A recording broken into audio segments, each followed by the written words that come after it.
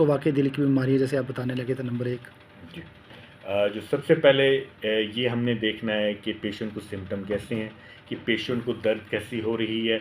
ये बात याद रखिएगा कि जो दिल की तकलीफ़ है वो जलन नहीं होती, वो एक शार्प एक वो चुभन, वो एक शार्प पेन, ऐसे बोझ दिल पे बोझ फील होता है।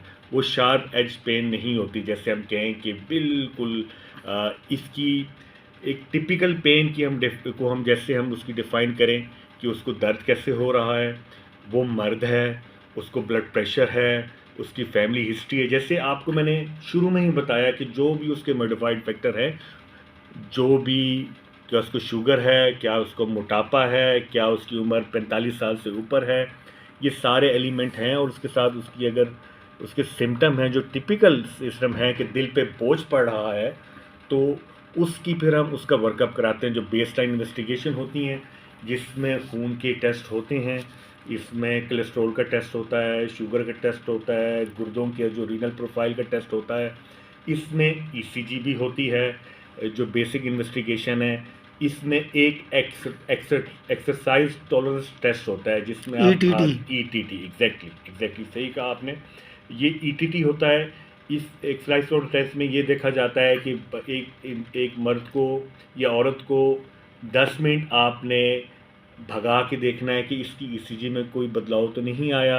उसके बाद एक एकोकार्डियोग्राम होता है जिसको हम दिल का अल्ट्रासाउंड कहते हैं। ये दिल का अल्ट्रासाउंड देखा जाता है कि दिल के जो चैम्बर्स हैं उनमें कोई प्रॉब्लम तो नहीं है।